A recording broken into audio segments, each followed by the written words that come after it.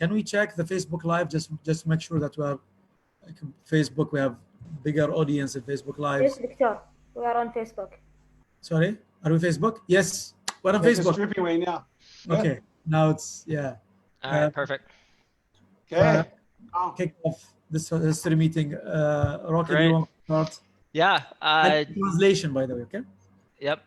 I'll just start welcoming everybody and thanking again our executive team to come and meet with us and spend some time talking to our MENA team here today. روكي يرحب بكم وأيضا يشكر الإدارة العليا لكي أيضا تكون في هذا الاجتماع اليوم. I hope everyone had a great Ramadan and is enjoying their Eid holiday. يأمل كل واحد منكم قضى رمضان رائع ويستمتع بإجازة العيد الآن. And I'm excited to have this meeting today as we're finishing up Eid to kind of kick us in gear and get back to work as the month end is coming next week. طبعا الوقت مناسب جدا للانتهاء من إجازة العيد والآن إغلاق هذا الشهر بقوة في 17 أيام القادمة أيضا. One of the things I love about Lionicity is the fact that we're a global company, but at the same time we're a small family. ما أعشق بالنسبة ليونيسيتي شركة عالمية ولكن عائلة صغيرة جدا أيضا في نفس الوقت. So the fact that we can have Christopher and Dan and Bobby on a call like this with us is fantastic.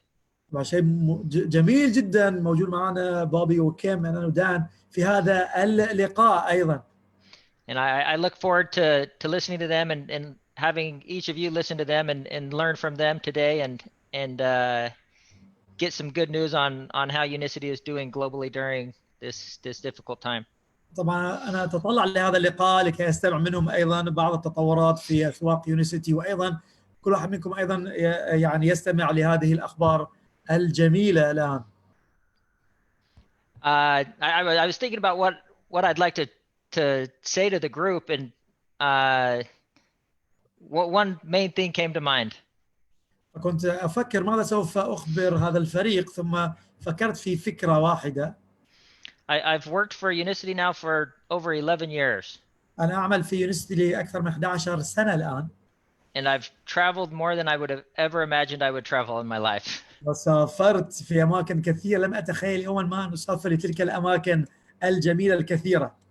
I mean, and most of you know we don't live too different of lives, but it results in a lot of late nights in airports and in taxis and in places that sometimes are very tiring. وكما تعلمون الكثير من الليالي في المطارات وفي التكاسي كانت مرهقة جدا بالنسبة لي.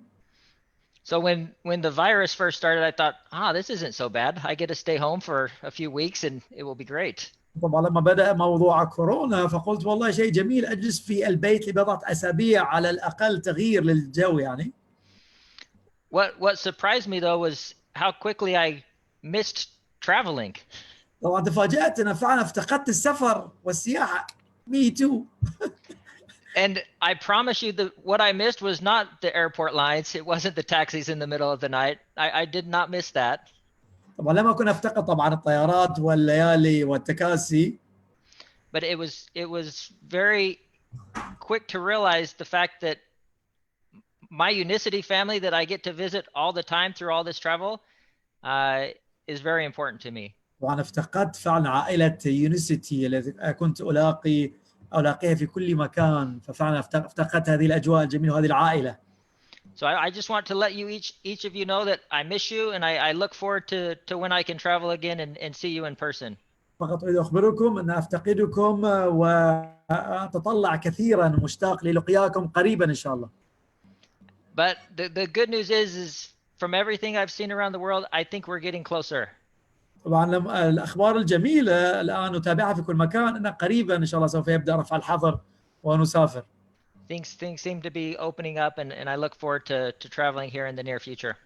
فالآن الأمور قاعد تبدأ بالانفتاح وعما قريب إن شاء الله سوف نسافر أيضا. So we have some exciting speakers with us today, obviously. بعد المتحدثين جميلين معنا هذا اليوم واضح الأمر. We'll have Christopher and Dan speak to us, but first I invited Bobby Kim to speak with us today from somebody outside of the region.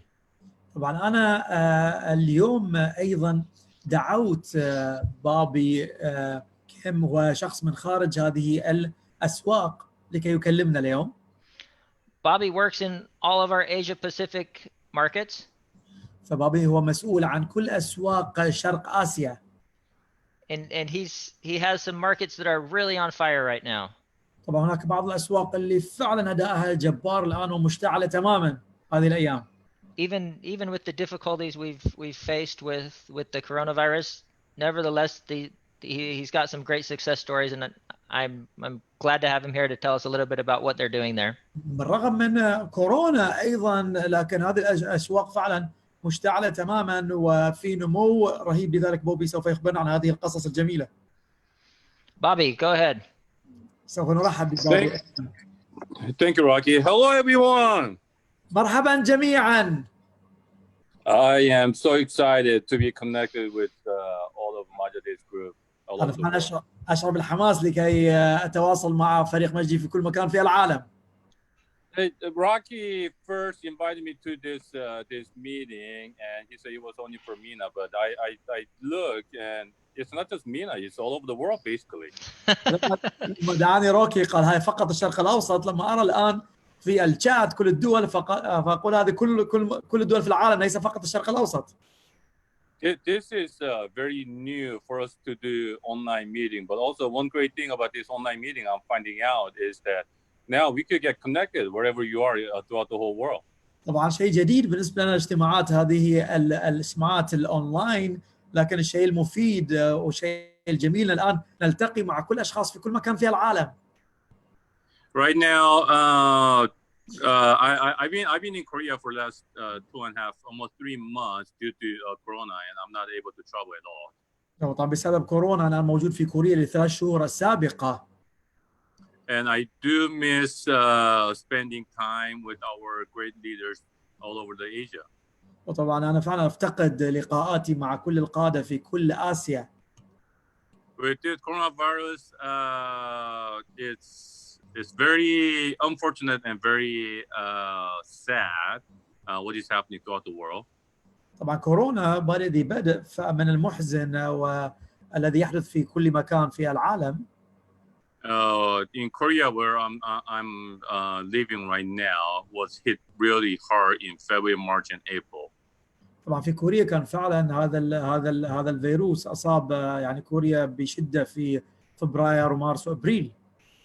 We were telling our leaders, please be very careful. We really did not worry or care too much about how much they grow. We just told them, the top priority should be you need to stay safe. طبعا كان الأولوية فعلا في أن كل واحد يحافظ على سلامته. هذا أول وأهم أمر. And the whole country, I mean, every day you hear the news, you watch the news or you read the newspaper, you see, hundreds of people get infected, several, a double-digit number of people dying, and how many people get laid off from their company. I mean, every day it was very depressing. طبعا كان الأمر يبعث على الحزن والاكتئاب بمشاهدة الإصابات يوميا والوفيات أيضا، والكثير من الأشخاص أيضا فقدوا وظائفهم. هذا أمر محزن جدا. To be honest with you, until April, I mean, yes, Leunicity business is very important, and we enjoy doing Leunicity business, but it was not top of my priority. طبعا بزنس كما رأينا يونيسيتي كانت أيضا تنمو، لكن كان بالنسبة لي أولوية الأولويات هي صحة القادة والفرق وصحة هذا الكوكب. But then about a week before the month end close for April, I had this sapphire, Mrs. Lee, call me out of nowhere. وطبعا قبل أسبوع من نهاية أبريل سفاير لي كلمتني من فجأة. She said very excitedly, she said, Mr. Kim, I'm going to be a diamond this month. But she's sapphire. You said. Yes, she was potential sapphire. She's from Korea or from Korea. كوريا. هي من كوريا. كانت سفاير. قل هذا الشهر سوف أصبح دايموند أنا. And I said, okay, first of all, you are only potential sapphire. There's no way you're gonna jump up to 2 ranks up. فرقم واحد قلت لها أنت سفاير لا تستطيع أن تقفزي رانكين من روبي ودايموند في نفس الشهر. Second of all, during this very special, difficult time where people are not doing anything, people are not coming out at all, there's no way you can do it. والآن كما تفهمين يعني الناس لا تخرج من البيت، الناس جالسة في الحجر، مستحيل تصلي للدايموند. So, and I told her, yeah, that'll be great if you could do it. But a lot of people have told me what they're gonna do. I never seen it, so good luck. I didn't believe her. طبعا لم أصدقها، قلت لها حظا سعيدا، الكثير أخبرني بالوعود الكثيرة، ولكن يعني لم أستطع أن يعني أصدقها، فقلت لها حظا سعيدا لك. At the end of the phone conversation, she said, "Well, Mr. Kim, you watch me. I'll get back to you when I become a diamond in 1 week." فنهاية المكالمة أخبرته السيدة لي، قالت أوكي انتظر بعد أسبوع لما أصبح دايموند سوف أكلمك مرة أخرى. May 2nd, I look at the computer. She became diamond. مرة أصبحت دايموند في نهاية الأسبوع لما تأكدت من الكمبيوتر.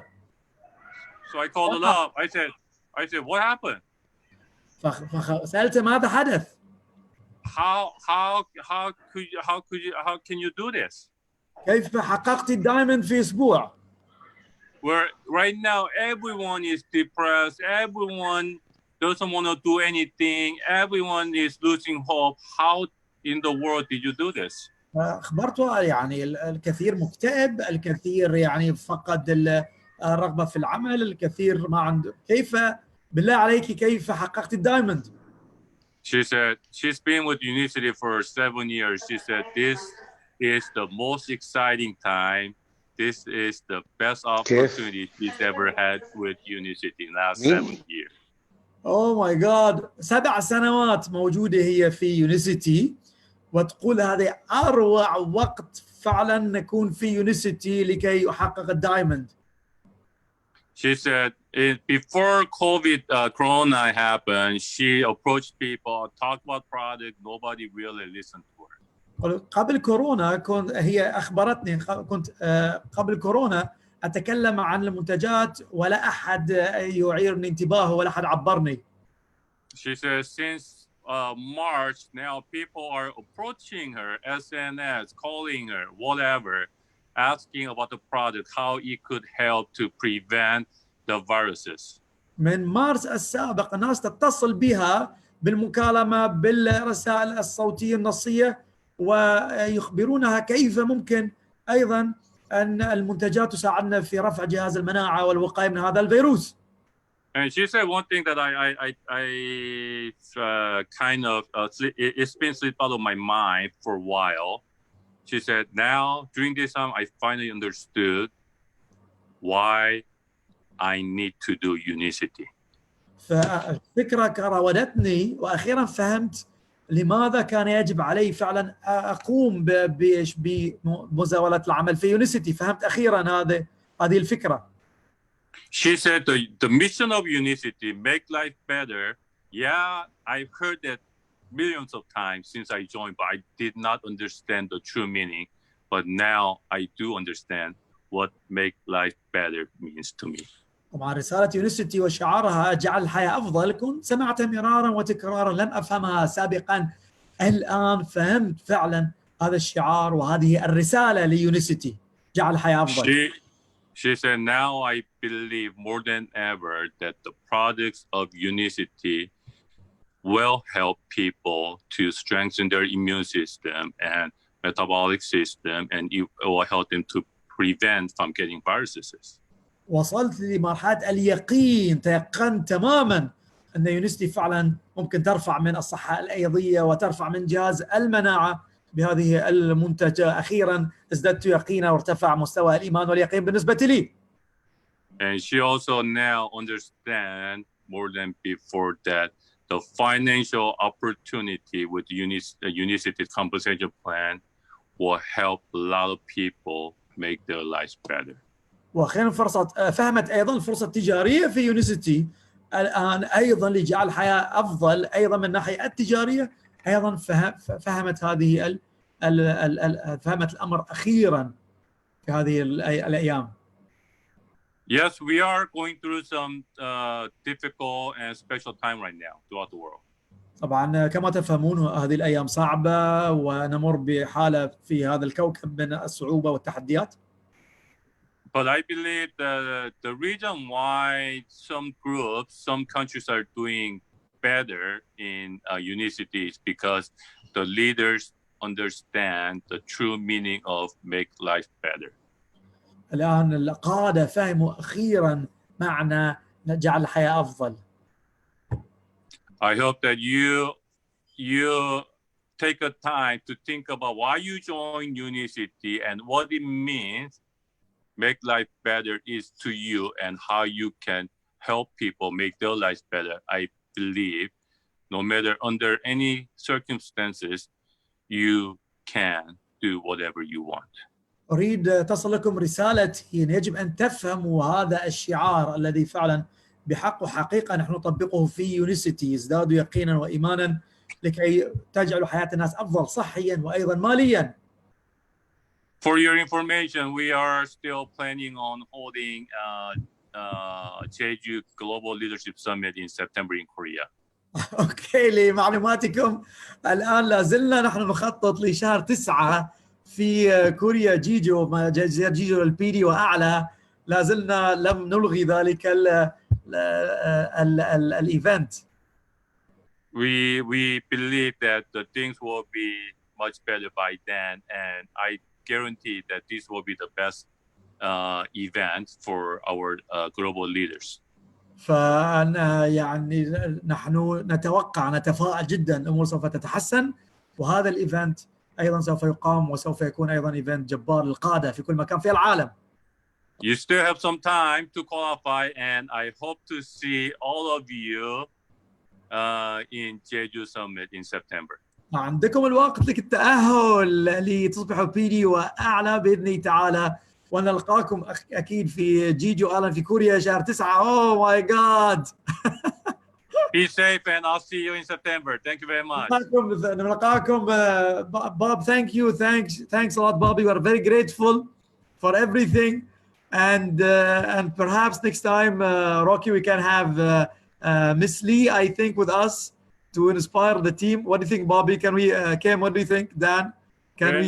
Yeah, after June when she fully qualifies, and she's Okay. almost done second month right now. So, but even the first month jump from Sapphire to Diamond, that's a story, and What a great story. it is a great story. Okay, I will No. Until she has to be fully qualified, she's not Diamond yet. Let's talk behind the scene, me and you, Kim. Let me not be behind the scene. Thank you. Very grateful for you, Bobby, for all the great news, and hopefully we'll see you in Korea as well. You know, life. I love life. Yes, sir. We'll see you all. Thank you, Bobby. Zoom fatigue now. شكرا جزيلا. يعني كنت أنا أدعو أيضا مثلي أيضا تكون معنا في خليك في البيت في الأسابيع القادمة أيضا، وسوف نعمل شوية أيضا نعمل لوبي. Rocky, it's all yours now. Great. Next up, we've invited Dan Hughes to talk to us. One thing I want to point out about him and the operations team as a whole is Corona has been difficult on all of us, but the ops team to make sure that they can get product throughout the world when airlines aren't flying, and there's been so many challenges, but our ops team has done a great job, not just for MENA, but really globally. So I wanted Dan to come and talk to you a little bit about what they've been doing to ensure that we keep products in our offices and being delivered to you at your doorsteps. So we're all very grateful for the ops team and having Dan come with us today to tell us a little bit about what they're doing globally for us. Let me translate that. طبعا نحن ممتنين جدا. روكي يتكلم عن أوقات صعبة للجميع، ولكن بخاصة لمن يعمل في التشغيل وتوصيل المنتجات اللي يشرف عليها الآن دان. طبعا فكان عندهم تحديات كثيرة في موضوع توقف الطيران، توصيل المنتجات، وموضوع التشغيل فجنود مجهولة وراء الكواليس. لذلك روكي يريد أيضا أن يرحب بدان ويتأكد أن الجميع يفهم مدى صعوبة أيضا عملهم في وسط هذه الأزمة الحقيقية. My friend Dan, we are very grateful for everything, for all the efforts and for the appearance. And behind the scene, we know the operation behind the scene are, not easy at all. ممتنين لدان أيضا. Dan, it's all yours, my friend. Thank you. It's great to be here. Great to talk to you this morning. من الجميل. I can't take. Yeah. طبعا Dan. I can't take too much credit. Yeah, Dan في أمريكا. So it's 5 a.m. now, my friend. 5 a.m., 6 a.m. Yeah. 5:30. 5 صباحا يا جماعة. دان استيقظ 5 فجرا لكي يكون معنا الآن في هذه المكالمة. I'm very grateful for waking up, my friend. Just want to make sure that my team understand the challenge of waking up and 5 a.m. and talk to the team. Just make them sure they got the idea. Dan, it's the microphone is yours. Thank you.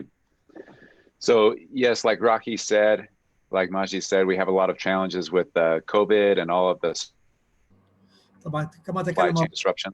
راكي ومجدي ان عندنا الكثير من التحديات في موضوع التشغيل وبالنسبه لفيروس كورونا. But we do have a great operations team. I can't take credit. I rely on our team a lot, and they've been solving all kinds of problems. طبعا لا استحق كل الثناء والمديح. الفريق عندي فريق جميل وجبار يعمل في التشغيل وفي ومعنا في ليونيسيتي لكي تصل المنتجات لكل الدول في العالم. Now we are seeing the advantage of supply chain, having the manufacturing, the logistics all throughout the world. Dan, are you disconnecting or am I disconnecting? Are you?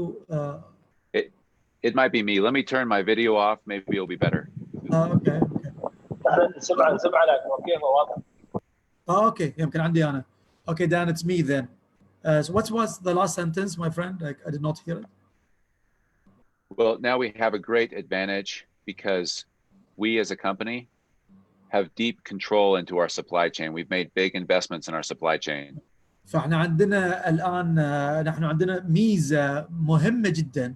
نحن نتحكم في موضوع المخزون وإدارة المخزون وفي منتجاتنا. لذلك نتحكم فلا نحتاج الموردين خارجيين. نحن نتحكم في العناصر وفي المصانع وفي خط التجميع وخط التشغيل. I don't know if you guys know about the term drop shippers. لا أعرف. Drop shippers. هل تعرفون كلمة drop shippers which is Dan, do you want to explain? So drop shipping is you put an ad somewhere like Facebook and you take a bunch of orders for some product and then you go on Alibaba.com, you buy the product and you ship it to those guys. فالدروب شيبرز تعرفون كثير من الاشخاص الان يعملون بالاونلاين فيشترون منتجات مكان ما ثم يبيعونها في موقع علي بابا، يعني ما يسمى مسوقين الاونلاين. So you may not know this, but a lot of the companies that we see, they're actually doing this. They never control don't know where it's made. They don't know who's making it. They just take the orders and ship. اوكي، دعونا اشرح لكم على موضوع الدروب شيبينج. بنفس الشركات، بكثير من الشركات في هذا القطاع يعملون بهذه الآلية، يشترون المنتجات من مكان يعرضونها على الأونلاين ثم يسوقونها للأفراد مباشرة. هم لا يتحكمون لا في الإنتاج وليس عندهم تلك المنتجات أو هم يصنعون تلك المنتجات. So that is not us. We're not doing that. هذا لسنا نحن لسنا من أولئك الخلق لما يسمى دروب شيبينج. الكلمه الايام تتردد كثيرا في الاونلاين، بتشوفون الكلمه ان افتح كذا اشتري من مكان بيع لي مكان وانت وسيط والسلام عليكم. كثير من الشركات في القطاع كذا ما عندها منتجات، ما تصنع منتجاتها بنفسها. And because we've made these big investments into our manufacturing, into our supply chain, then we can survive these kind of challenges. احنا قمنا باستثمارات ضخمة في موضوع المصانع وخط التجميع لكي نتحكم في من البداية للنهاية بالنسبة للعميل ونتغلب على هذه التحديات أيضا. There's a great quote from Andy Grove, who is the CEO of Intel. He said, go ahead. اقتباس جميل من أندي جروف اللي هو رئيس تنفيذي لإنتل. Bad companies are destroyed by crisis. Good companies survive them. Great companies are improved by crisis. شركات السيئة تحطمها الأزمات.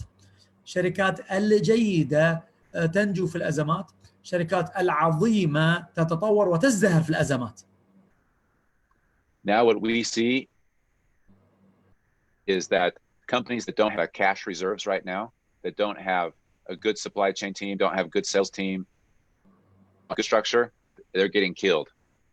طبعا كما ترون الآن الشركات اللي ليس عندها مخزون من الكاش رقم واحد، ولا نظام للتشغيل والصناعة وأقصد أنظمة المخزون والتشغيل، ثم أنظمة المبيعات والتسويق، الآن تفلس تماما، تقتلها هذه الأزمة. Because we have our own factories, because we have all these things, we'll survive this, no problem. We have zero debt, we have cash reserves. طبعا This will not be a problem. رقم واحد ليس عندنا ديون أبدا. رقم اثنين عندنا أيضا مخزون من الكاش للطوارئ. رقم ثلاثة أيضا نحن عندنا نملك مصانعنا بأنفسنا، لذلك هذه الأزمات لا تؤثر فينا إطلاقا. And now what we realize is that we have too many people in our processes at our factories. والآن اكتشفنا أن عندنا الكثير من الأشخاص في هذه الخطوط التشغيلية والخطوط المخزون. Now we have a limit in some countries how many people we can bring into our factory. الآن عندنا تحدي في بعض الدول أن هناك ما يسمى بحد أقصى للتوظيف أو الانضمام الموظفين في تلك المصانع. And we have to take temperatures 3 times a day. We do a lot of checks because of the COVID. طبعا فهمت الموضوع. اتخذنا احتياطات وإجراءات في تلك المصانع ل هذه الأزمة، أزمة كورونا. فمثلا 3 مرات في اليوم نضبط الحرارة ونقيس الحرارة في تلك المصانع. So it's not that we don't like people. We love people. Some of my best friends are people. But we're moving to the next step on our supply chain to be more automated. طبعا احنا نعشق الاشخاص، لكن الان نحن نطور ايضا انظمه التشغيل لكي تصبح ايضا تلقائيه واوتوماتيكيه، ونضع اتمته لهذه الانظمه ايضا لكي نتطور اكثر.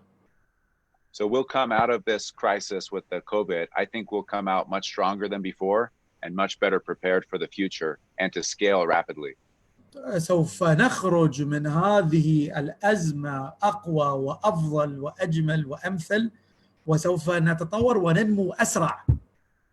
So that's why I'm in the US right now, why I'm doing the 14-day quarantine, because we have some exciting things happening here and I need to be here to work on some things. فلذلك أنا الآن في أمريكا وحجروني 14 يوم واستحملت هذا الحجر لأن هناك أمور مثيرة الآن قاعد نعملها أيضا في أمريكا. Let me share some pictures. دعوني أوريكم بعض الصور على السكرين. This is our new factory in Utah.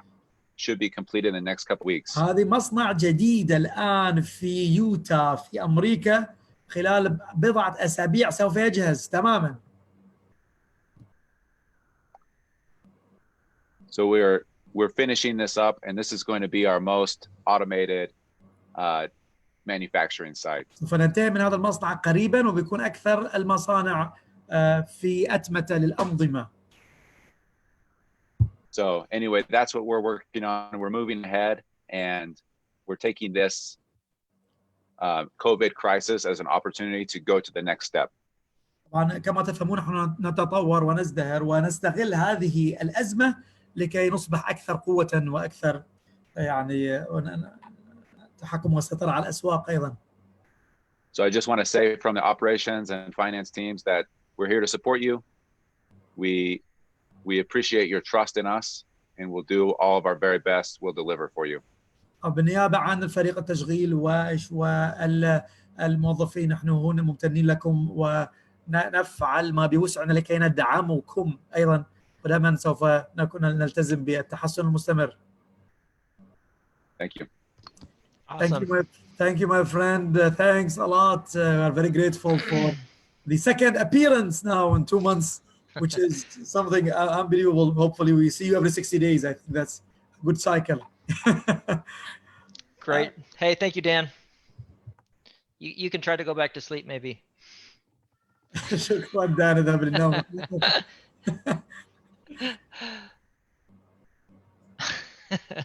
Great. Okay. Next and last but certainly not least, we're privileged to have Mr. Christopher Kim with us today. Also calling in from Korea. So while it's early in the morning for Dan, it's getting to be late in the evening for Christopher.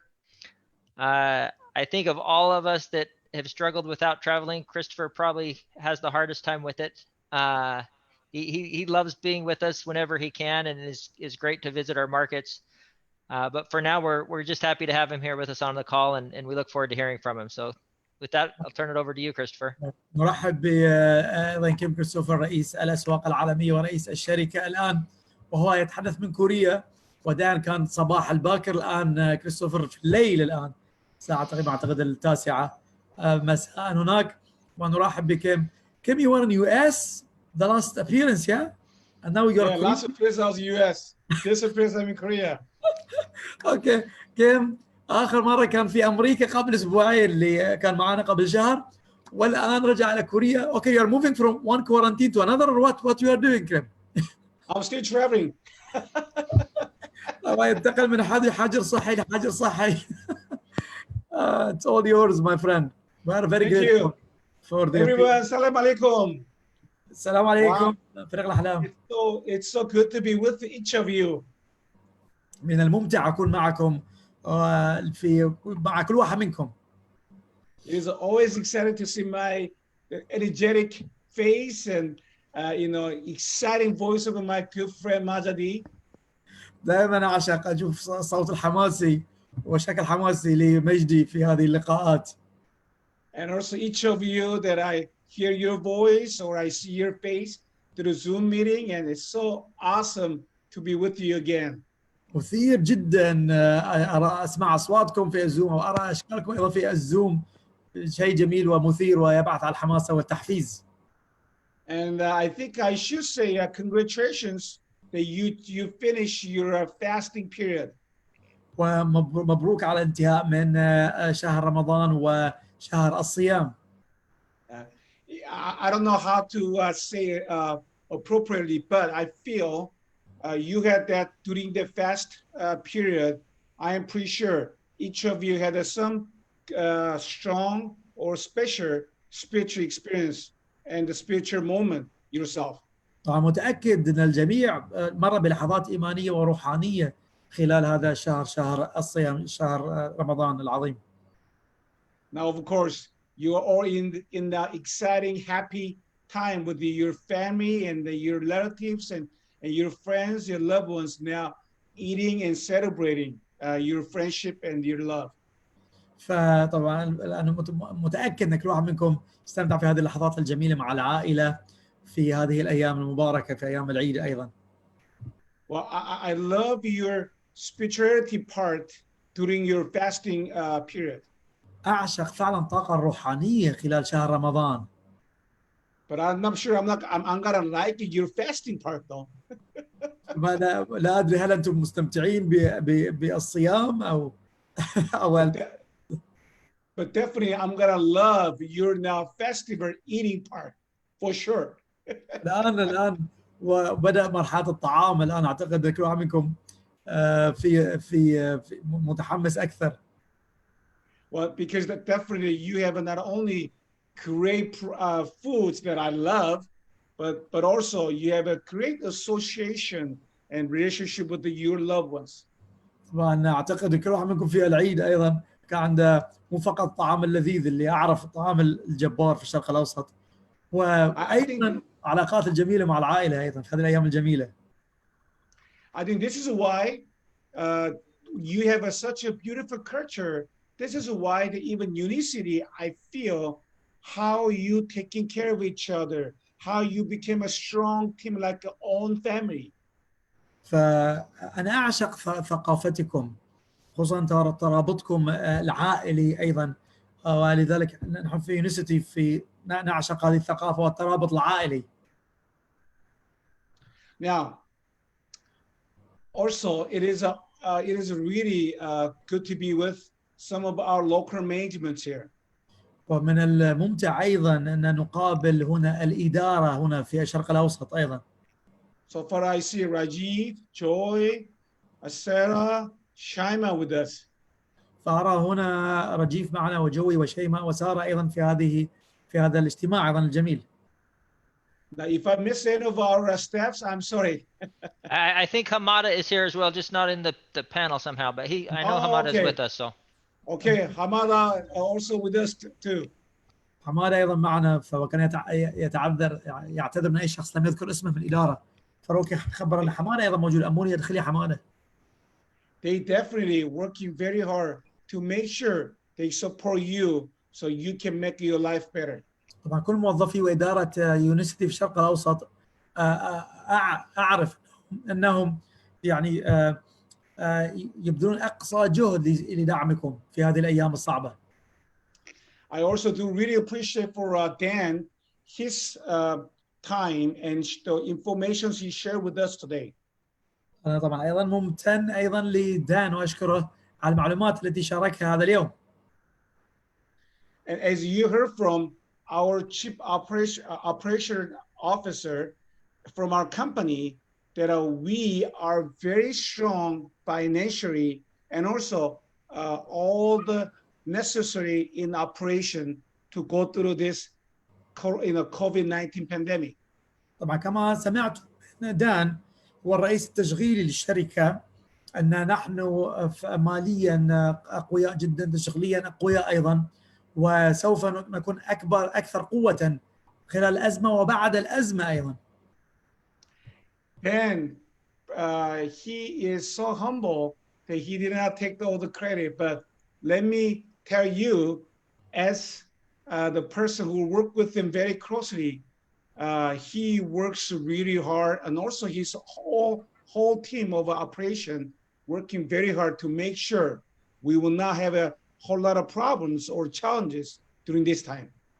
طبعا هو ما شاء الله معروف بتواضعه الجم دان، لكن دعوني أخبركم أنا قريب منه وهو يعمل فعلا بجد وجهد جبار وعمل جبار، وأيضا هو أيضا مع فريقه أيضا يقوم بهذا الجهد الجميل لكي نتأكد من كل هذه العمليات التشغيلية والإجراءات.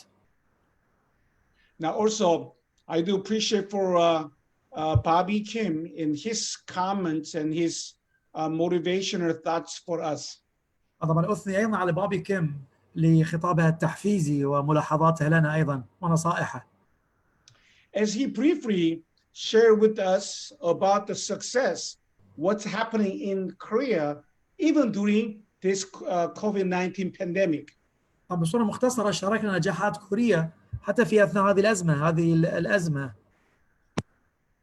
Now, Korea is not the only country having a great success right now during this hard and difficult time. وكوريا ليست الدولة الوحيدة التي الآن تتمتع بالنجاح خلال هذه الأوقات الصعبة.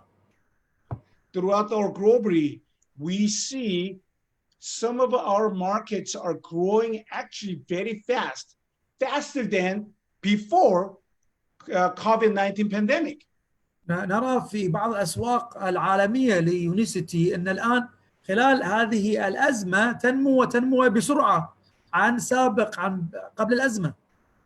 Now, we have now countries like Vietnam, Cambodia, Thailand, Japan, and even US, and they're growing pretty fast right now.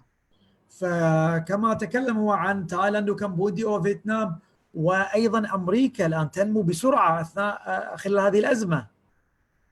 Well, you think about it right now, our activity somewhat limited very much before COVID-19 pandemic. تتخيلوا معي الآن فإحنا نشاطاتنا الآن قلت عن سابق هذه الأزمة.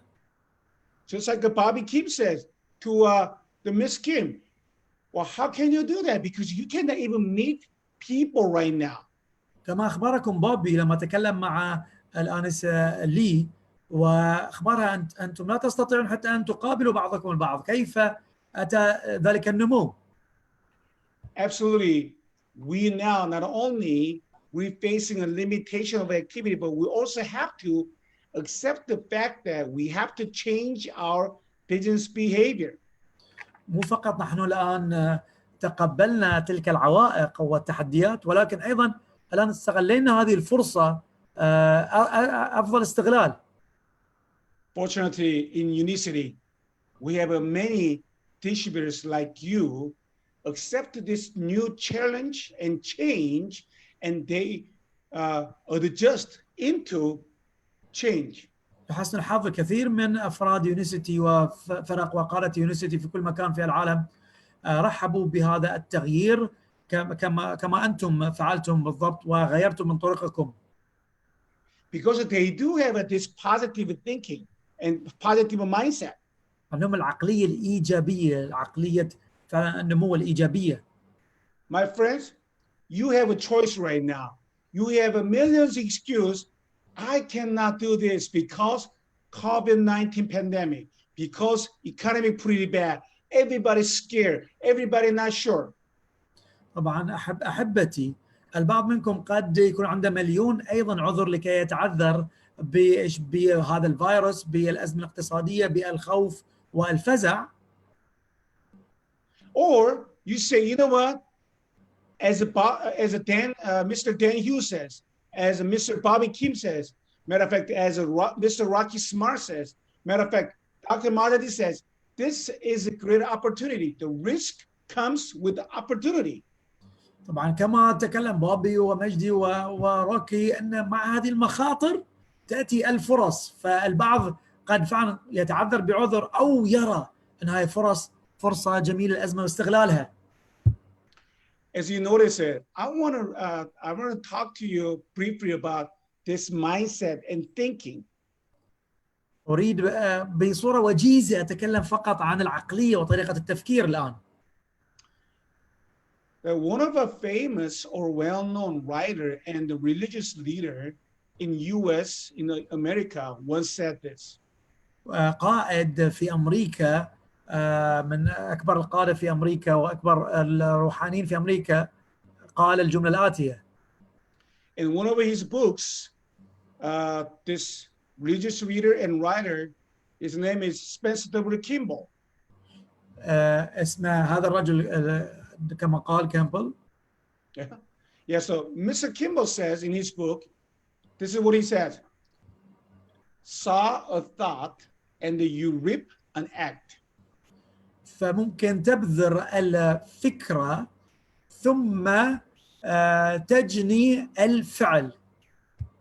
You saw an act and you rip a habit. وتبذر الفعل فتجني العادة. Yeah, and then you saw a habit, right? And you rip a character. تبذر العادة فتجني الشخصية. And you saw a character and you rip a destiny or your dream. تبذر الشخصية فتجني المصير أو الحلم.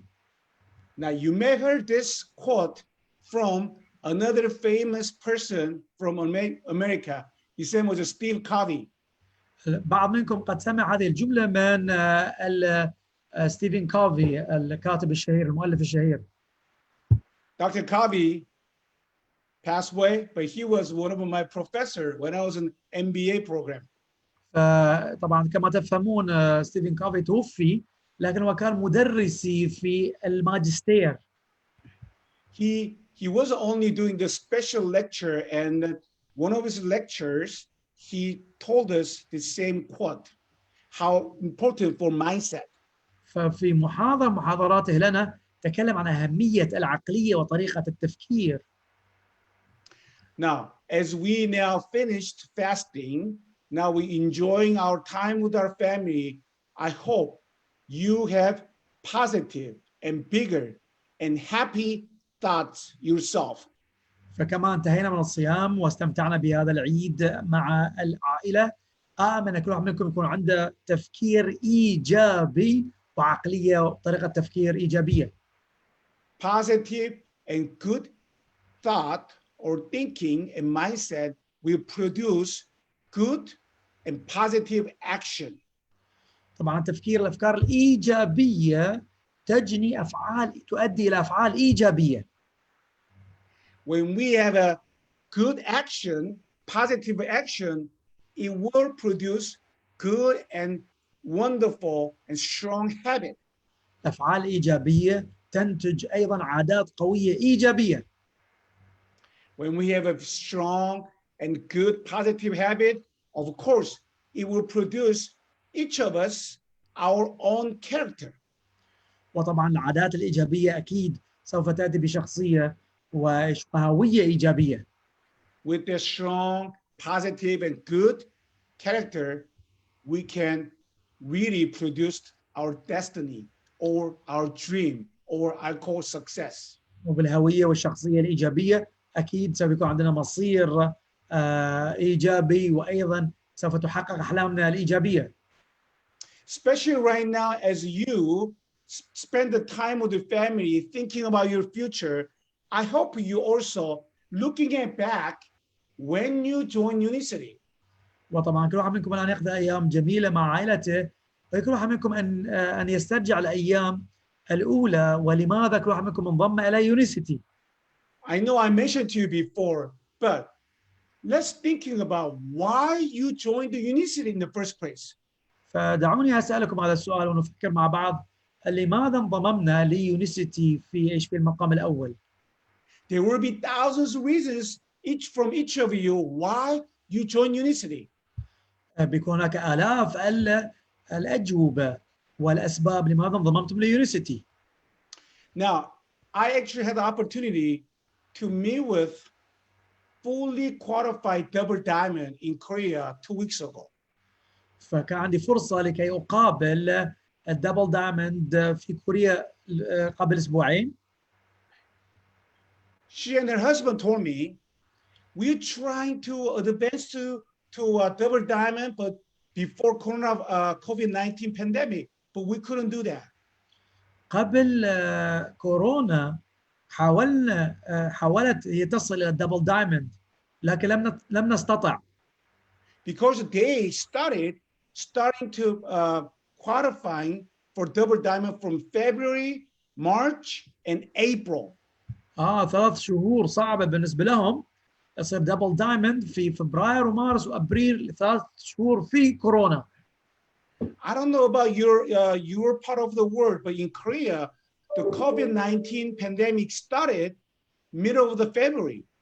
ولا أعرف بالنسبة عنكم، لكن في كوريا بدأ كورونا في نصف فبراير في كوريا. March, April, horrible. وطبعا مارس وأبريل كانوا صعبين جدا في كوريا. I know some of your countries had the same experience that Korea pretty much locked down. طبعا بعض الدول نفس خبرات كوريا، تم إغلاق كوريا كلها. So I said, how did you do that then? فسألتها كيف استطعت أن تصبح دبل دايموند؟ They said, we couldn't wait or wasting our time no more. أخبرتني لا نريد أن نضيع الوقت أكثر من ذلك. So my husband and I, we talked, we discussed. You know what? When we joined Unicity, couple years ago, we had our own reason why we joined the Unicity. طبعا هي وزوجها تناقشوا أن قبل بضع سنوات لما انضممنا ليونيسيتي لماذا سألنا أنفسنا لماذا انضممنا ليونيسيتي. Their reason was very simple. السؤال السبب كان بسيط جدا. They wanted to make sure to have a better life for their kids. كانوا يريدون حياة أفضل لأبنائهم. They say we cannot wait until after COVID-19 pandemic because the time goes, that means my kids' life not getting better longer. فكلما مر الوقت وانتظرنا حياة أبنائي لن تصبح أفضل. And also they discuss about our people, our partners, my people watching us. They joined Unicity because they saw my dream come true and we didn't finish yet. وطبعا الكثير انضموا لأن رأوا أحلامهم تتحقق لما أنا حققت أحلامي، فلذلك أحلامهم لم تتحقق بعد.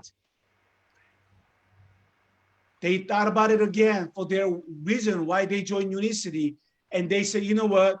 We do not care about COVID-19 pandemic.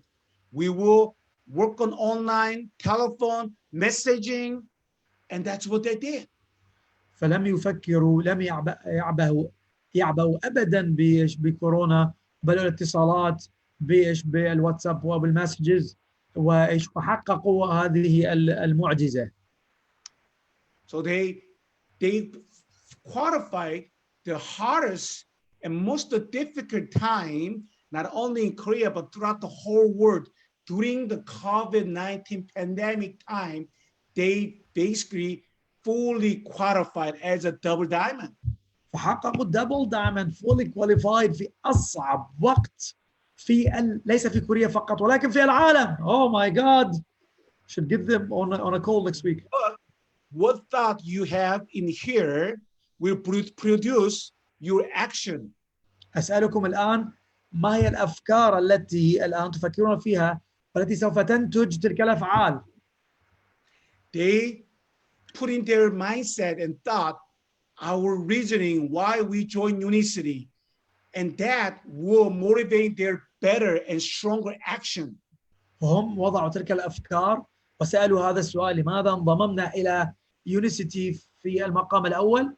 فكانت الرؤية واضحة بالنسبة لهم وفعلوا تلك الأفعال العظيمة. Every single actions towards to their fully qualified double diamond became their habit. Every day they get on the phone. Every day they send a message. Every day they do Zoom conferencing.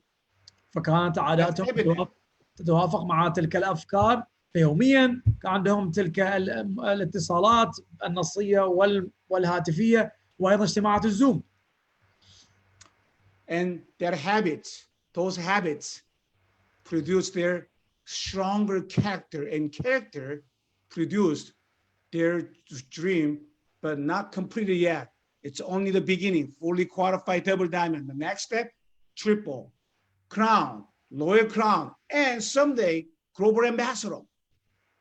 فأحلامهم طبعا لم تتحقق كاملة. بعد دبل دايموند بإذن تعالى تريبل دايموند، ثم الكراون دايموند، ثم الRCI، ثم جلوبال امباسادور.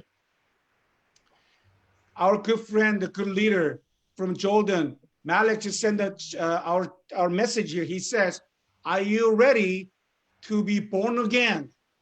فهنا سأل مالك في الشات: Are you ready؟ هل أنتم مستعدين؟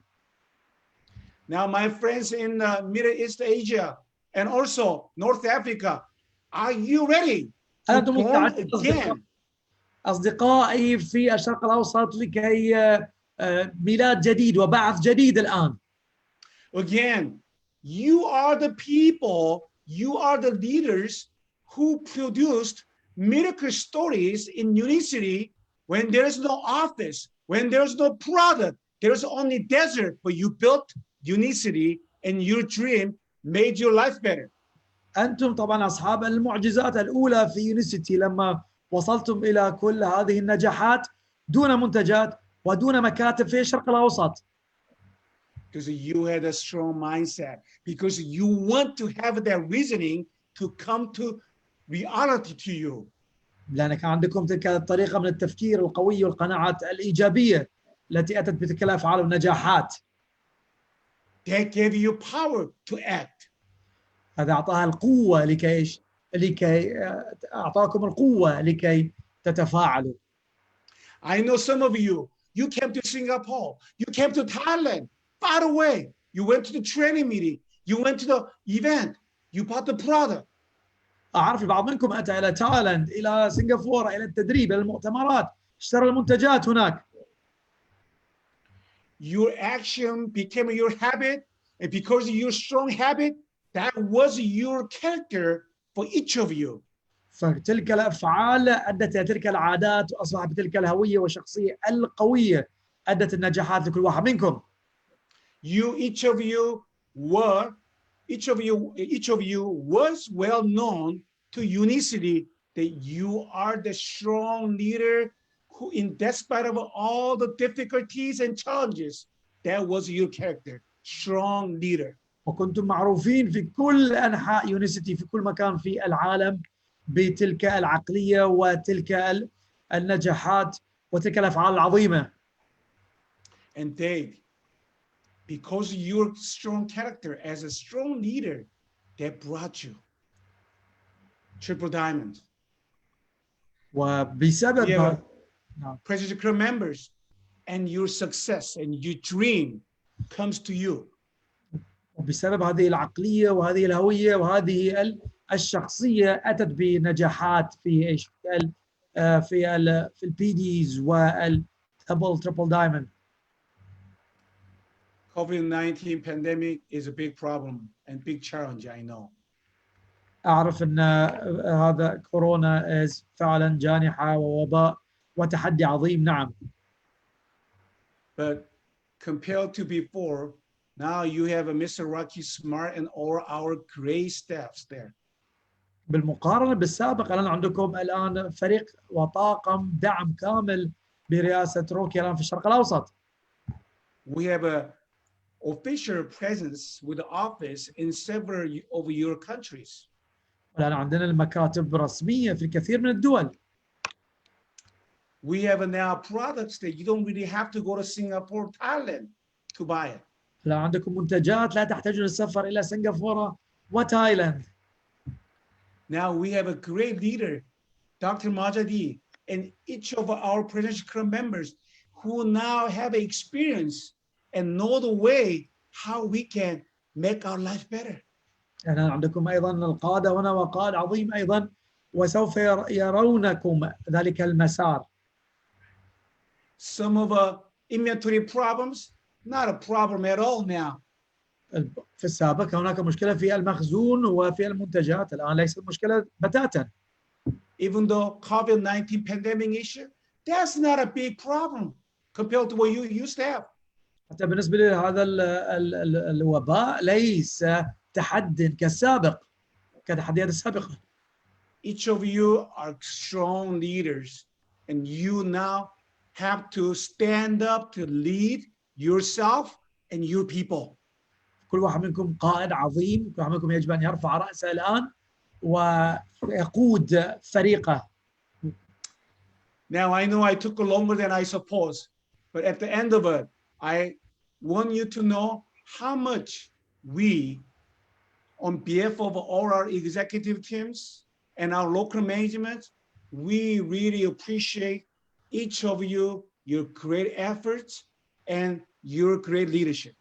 طبعا أخذت الكثير من الوقت أكثر من اللازم، لكن أريد أبعث هذه الرسالة. كلنا في الإدارة العليا في يونيسيتي ممتنين لكل واحد منكم ونشكركم على أيضا وجودكم في هذه الشركة الجميلة. Thank you so much for your loyalty, your passion, your heart for Unicity and for your leaders and for your system. شكرا جزيلا لكم لشغفكم وحبكم وهمتكم، وأيضا شكرا لولائكم لهذه الشركة، وأيضا شكرا هنا للقادة. Now it's time for you to make a decision.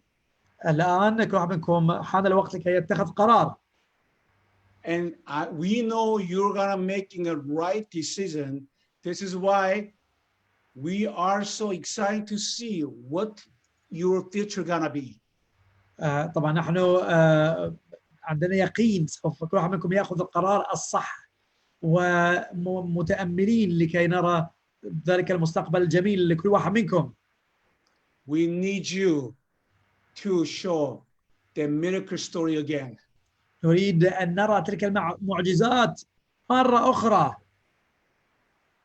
You the people can do that. أنتم بالذات يمكنكم أن تقوموا بهذه المعجزات مرة أخرى. Well, even though throughout the whole world, COVID-19 pandemic is settling down, but still, please be careful and be well for yourself and for your family. طبعا كما تفهمون الآن هناك رفع جزئي الحظر في كثير من الدول، لكن رجاء كل واحد منكم ينتبه لصحته وعافيته. Please send all our love and respect to all your people who's not participated in this call today. حبي وامتناني، ابعثوا حبي وامتناني وشكري وتقديري كل الأشخاص الذين لم ينضموا لنا هذا اليوم في هذا الزوم. Have a great time with your families and loved ones, and I'm looking forward to seeing you face to face soon. استمتعوا واخذوا وقت جميل مع عوائلكم، وأرجو أن أراكم وجها لوجه قريبا إن شاء الله. Thank you very much. Shukran. Shukran. Thank you, Christopher. Thank you, Kim. Thanks a lot. We're very grateful for this appearance and the second time for this period of time. And my greetings, and take care of your health, my friend. Okay. Thank you very much. Anytime. شكرا جزيلا. شكرا كيم لهذه الإطلالة الجميلة أيضا. Rocky, it's your turn now. Yeah, I'll wrap up with that. It's a good way to end. And our participants have grown throughout the whole thing. So very well attended. Thank you everybody for joining. Like I said earlier, I hope you all had a wonderful Eid or are having, and look forward to getting back to work in the coming week for top up. So let's push hard and see what we can do. And also Rocky next week will be with us as well. Yep, correct. Great news on a new markets. We'll talk, yes, for sure. I'll give an update. Now Kim will love me or hate me, I don't know. Both. Awesome. Thank you everyone. Thanks a lot. Thank you. Thank you, Kim. Thank you. Shukran. Shukran. Bye bye. Thanks a lot. Take care of you guys. فريق الأحلام نكمل اللقاء. خليك في البيت أيضا للنصف ساعة القادمة وأخبار جميلة أيضا بإذن تعالى. هذه الجلسة الأسبوعية سوف تستمر بعد رمضان إن شاء الله. سوف نخبركم عن ذلك الوقت الجميل. Rocky, thanks a lot for joining. Thank you for having me. And Rajiv and Zara and Joey and Hada for the entire team. And let's have, we have a couple of announcements, and we're going to finish early today, 90-minute mark inshallah. Every week we're going to have 90-minute session. ليش أتكلم بالإنجليزي يعني؟ يعني 90 دقيقة كل نحتفظ بهذا الوقت الجميل.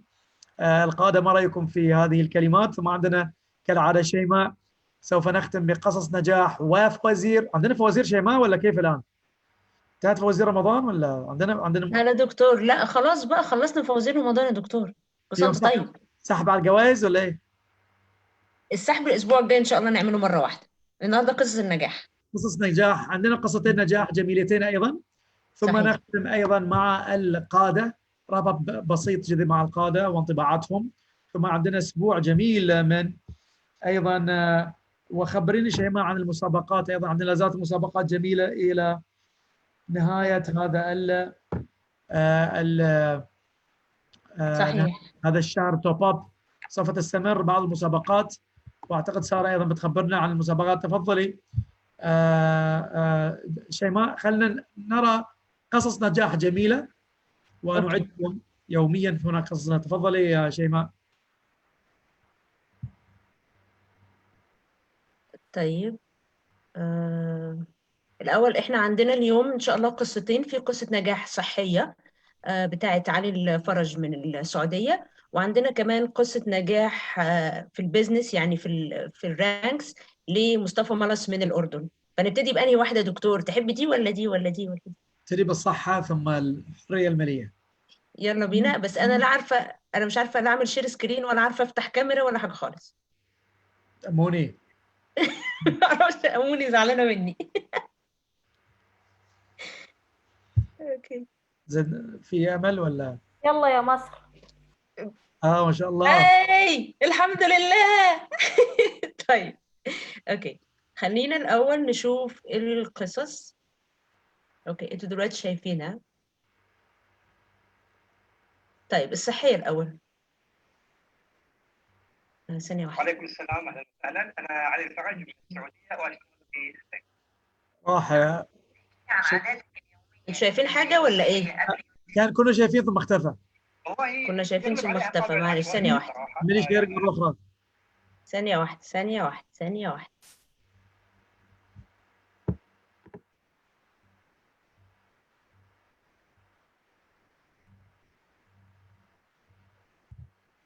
أنت مستعدة ولا ناخذ الراب اب القادة أولا ثم معك شيماء؟ يلا أنا مستعدة، يلا بينا. أكيد. دلوقتي شايفينها؟ تفضلي. يلا. وعليكم السلام، اهلا وسهلا. انا علي الفرج من السعوديه واشتغل في البنك. علي ممكن تحكي لي عن عاداتك اليومية الغذائية والصحية قبل يونيسيتي؟ والله يغلب عليها طابع العشوائيه بصراحه. يعني انا كنت اروح النادي الرياضي، اتدرب بتقريبا 5 ايام في الاسبوع، ولكن عاداتي الغذائيه ما كانت سليمه. فتره يعني اكون ملتزم بنظام غذائي صارم، ولانه هو برنامج مؤقت بالعاده ارتد عنه وارجع الى نظام غذائي عشوائي ينتج عنه ان انا وزني كان يعني محلق في السماء. اوكي طيب ممكن تحكي لي ايه المعاناة اليومية اللي كانت بتواجهك لما كان وزنك في يعانق السماء؟ يعني اصعب المواضيع كانت الشكل طبعا. الشكل كان ملفت للنظر، اي مكان اروحه العاده الانظار تكون مسلطه علي انه ايه ده، يعني بني ادم ده ولا مخلوق فضائي.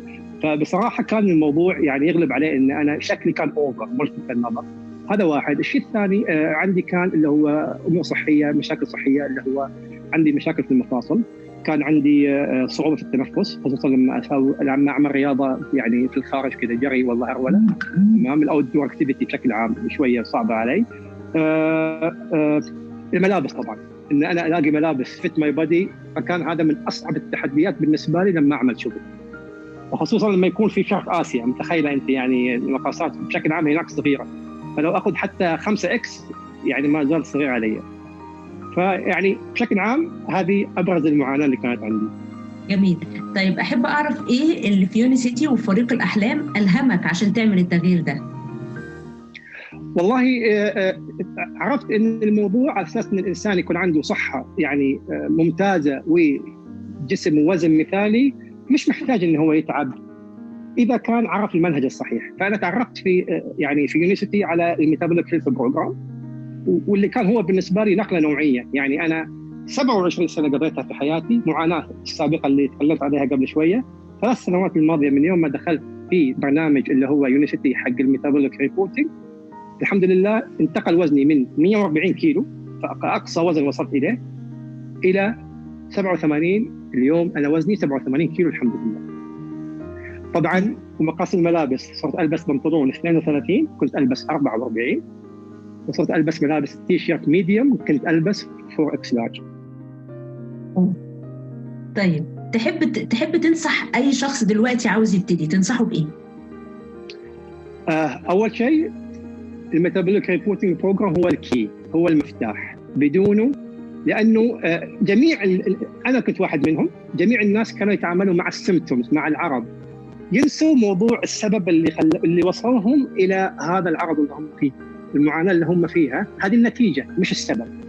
فانصحه انه هو ينضم الى الميتابوليك ريبورتنج بروجرام، مش كشيء منتج معين او يعني منهج مؤقت. لازم الميتابوليك ريبورتنج باعتباره اتس لايف ستايل بروجرام، فبالتالي النتائج اللي تيجي منه هي سستينبل، نتائج دائمه بسبب ان احنا نتعلم اللايف ستايل، الهابتس، نغير عاداتنا فتتغير صحتنا. فضروري الميتابوليك ريبورتنج لانه هو كان المفتاح بالنسبه لي انا. ايه المنتجات اللي انت بتحرص على استخدامها يوميا؟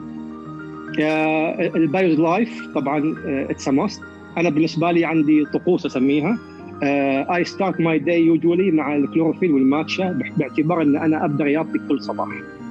فاتس ماست بالنسبه لي. الشراب الاخضر السحري اسميه، الكلوروفيل والماتشا، البايوز قبل كل وجبه، اليونيميت بين الوجبات بالنسبه لي يساعدني على الفوكس وعلى اللي هو الكوجنيتيف هيلث، والليبلزم اللي هو الفات ميتابوليزم.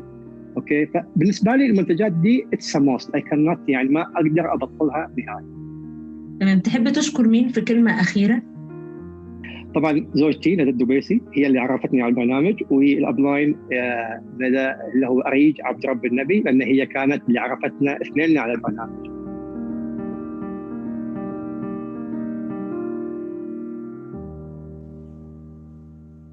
رهيب، جميل جميل جدا.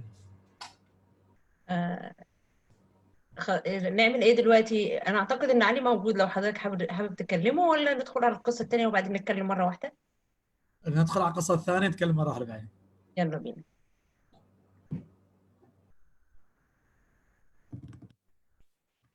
ما شاء الله علي، من 140 ل 85 مرة، شيء جبار.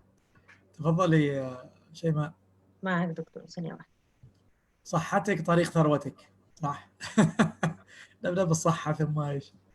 طريق الحرية. السلام، مصطفى ملص من الأردن، أعمل في مجال ريادة الأعمال ودايركتور في مشروع الحياة السعيدة. أهلا وسهلا مصطفى. مصطفى، ممكن تكلمنا شوية عن حياتك قبل يونيسيتي؟ حياتي قبل يونيسيتي مثل حياة أي شاب 20 في المجتمع الأردني، فالشباب العشرينيين نبحث عن وسيلة وحياة أفضل أو طريقة للعيش الأفضل. فكانت حياتي قبل يونيسيتي في مجال المشاريع ومجال الوظيفة، وكان دخلي جدا ممتاز في تلك المشاريع، لكني لم أرى نفسي في تلك المشاريع بسبب قلة الوقت والضغط النفسي، وثم هذا الضغط النفسي أدى إلى الانهيار في تلك المشاريع بسبب أني ما عم بعطي هذا المشروع مثل ما أنا بدي لأني مش شايف نفسي فيه. فهذه كانت حياتي قبل يونيسيتي. طب إيه أهم التحديات اللي كانت بتقابلك في المشاريع دي؟ أهم التحديات كانت هي التحديات النفسية. فكنا كل يوم نمر في نفس الروتين على مدى سنوات، من 9 صباحاً لل10 ليلاً، مرات نبقى لل12 ليلاً، مرات لل4 فجراً، حتى أنت تسكر التارجت اللي عليك أو تسكر المصاريف اللي عليك. هذا الشيء بيقلل من أنك تشوف عائلتك، تشوف الناس اللي بتحبهم، وبنفس الوقت هذا الشيء بيخليك تضلك تشوف نفس الأشخاص يومياً وتمر بنفس التجارب والضغوط النفسية يومياً. فبهذه الطريقة تبطل تقدر تعطي هذا المشروع مثل ما أنت حابب فعلياً. طب هل كانت بتواجهك أي تحديات مادية؟ هل المشاريع كانت ناجحة أو كانت فيها مشكلة؟ بداية مشاريعي أغلب الناس كانت تحكي لي مصطفى أنت في أول شهور حتكون شهور تأسيسية في مشاريعك، وأول 3 شهور حيكون يعني دخلك 0 تقريباً. لكن الحمد لله في أول 3 شهور كان دخلي من المشروع قرابة $18,000 أمريكي. فكانت مشاريع ناجحة بداية عندما كنت أريد أن أعطي هذه المشاريع. ثم لما بدأت المنافسة بالتجارة والضغوط النفسية والروتين اليومي وكل هذه الأمور، بدأ عطائي لهذه المشاريع ينخفض، مما أدى أنه دخلي في هذه المشاريع انخفض بشكل تدريجي. يعني كانت بتواجهك تحديات كمان في المنافسة في السوق، صحيح؟ أكيد هذه التحديات موجودة في أي سوق تجاري. تمام. طيب ندخل على السؤال اللي بعده. إيه يعني مين أول حد عرفك على يونيسيتي أو إزاي عرفت يونيسيتي؟ طريقة معرفتي ليونيسيتي كانت في سنة 2016، قبل 4 سنوات تقريبا. كنت في يونيسيتي كبيئة قيادية، كبيئة ريادية، وكمشروع صحي لا أكثر. ففي تلك الفترة تعرفت على مشروع الحياة السعيدة عن طريق الكابتن عبادة جبريل والكابتن مالك شهوان، وجه لهم الشكر. فحضرت لهم فعالية عن ريادة الأعمال والمشاريع، وهو الشيء الذي لفتني في مشروع الحياة السعيدة أكثر شيء كانطلاق، خلينا نتكلم، وليس كبزنس كعمل. تمام. طب إزاي بقى وجهة نظرك اتغيرت في يونيسيتي وفريق الأحلام في إن أنت كمان تقدر تشتغل كبزنس؟ الشيء اللي غير وجهة نظري بعد تقريبا 3 سنوات إني أنتقل ليونيسيتي كمشروع وكبزنس هو إنه هذه الوسيلة عم بشوف أشخاص بعمري، عم بشوف أشخاص ممكن أصغر مني وأكبر مني عم بيحققوا دخل ممكن مثل دخلي وممكن أعلى بطريقة أبسط من الطريقة اللي أنا قاعد أتخذها. فكان طريقي جدا جدا صعبة ووعرة جدا. فشفت هذول الأشخاص ماشيين في طرق جدا بسيطة وجدا خلينا نحكي سلسة أكثر من الطريقة اللي أنا كنت ماشي فيها، مما أدى إني أرجع أفكر مع ذاتي مرتين وأفكر بطريقة منطقية أكثر. وهذا الشيء اللي خلاني أنطلق في مشروع الحياة السعيدة كبزنس. تمام. تقدر إن أنت تقول لي لو في حد في نفس ظروفك تقدر تحب إن أنت تنصحه بإيه أو تقول له يبتدي إزاي؟ أنا شخص منطقي بشكل عام، شخص منطقي وعملي، فأنا أبحث دائما عن الأسئلة التي ممكن تغير من حياتي. فأسأل نفسك سؤال واحد: وين شايف نفسك بعد 5 سنوات؟ فأنا لما كنت أسأل نفسي هذا السؤال وأنا في مجال مشاريعي أو في الوظائف أو في دراستي حتى، ما كان عندي أي جواب. فما حدا كان يعرف إنه ممكن نحن نمر في أزمة صحية، ما حدا كان يعرف ممكن نمر في أزمة اقتصادية أو أي ظروف مرت في حياتنا إحنا ما بنعرف إنه حنمر فيها. ففي مشروع الحياة السعيدة وفي يونيسيتي تحديداً، إذا بتسألني أين أنت بعد 5 سنوات، فأنا بقدر أجاوبك بكل وضوح وبكل صراحة. فكانت الفكرة ونصيحتي الوحيدة هي قرار جريء وقرار بطريقة منطقية حيوصلك لحياة جداً أفضل بإذن الله. طب إيه الخطوات اللي بتتبعها حالياً؟ يعني حياتك اتغيرت إزاي؟ حياتي تغيرت من ناحية بداية الروتين وبداية الضغوط النفسية اللي كنت أتكلم فيها. فأنا في أول ما بدأت في مشروع الحياة السعيدة كبزنس وكعمل خاص فيه 100%، بدأت الحياة تتغير. بدأت أشوف أني أنا شخص حر، عندي حرية، فأصبحت حر وقتيا، أستطيع عمل ما أشاء في الوقت الذي أشاء مع الأشخاص الذين أحبهم المحيطين بي في حياتي يعني. ثاني شيء اللي هي كعمل ودخل مادي. الدخل المادي الآن في مشروع الحياة السعيدة يعادل 4 أضعاف دخلي في مشاريعي السابق. فهذه النقطة هي محور التغيير في مجال الأعمال. فنحن في مجال الأعمال نبحث عن دخل مادي، وهذه كانت أكثر نقطة تغييرا. وثالث نقطة هي البيئة الموجودة كانت حوالينا، البيئة الداعمة، الوقت الموجود، كل هذه الوسائل. يعني إذا نتكلم بنقاط يمكن نوصل للنقاط 20 نقطة فقط على الوسائل التي بتفرق بين مشاريع السابقة واللي بتفرق بين مشروع الحياة السعيدة والعمل فيهم الاثنين. طيب في أي حاجة أخرى تحب تضيفها؟ آخر شيء بحب أضيفه وهو الشكر لأبلايني عبادة جبريل والكابتن مالك شهوار لدعمهم لنا في هذا المشروع ولدعوتهم لي في هذا المشروع. فتلك الدعوة وتلك المكالمة هي المكالمة التي غيرت حياة مصطفى للأفضل. ونصيحتي لأي شخص بيشوف هذا الفيديو: انطلق في هذا المشروع، انطلق في هذا العمل. هذا العمل حيوفر لك كثير وسائل. فنحن الآن حتى الآن في هذه المقابلة عم نعمل هذه المقابلة من منازلنا، وقاعدين نشتغل من منازلنا، وقاعدين نعمل كل هذه الإنجازات من منازلنا في بيوتنا. فخذ هذا القرار وانطلق إلى الحياة الأفضل. شكرا مصطفى ويومك سعيد. الله يسعدك يا رب.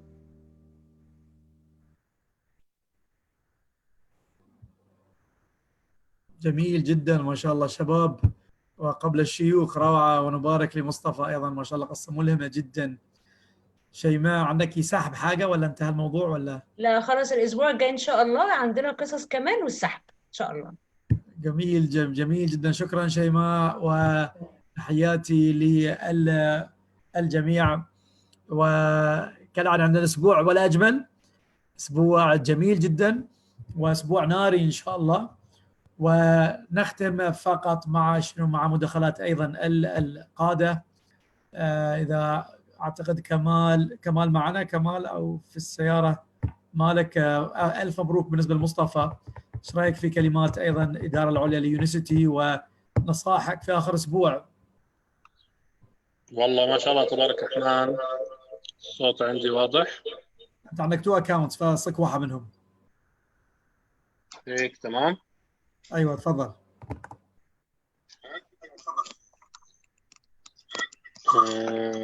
مشكلة من عندي صح؟ أنا مالك 2 هنا عندي على الشاشة. هيك صار تمام. تفضل.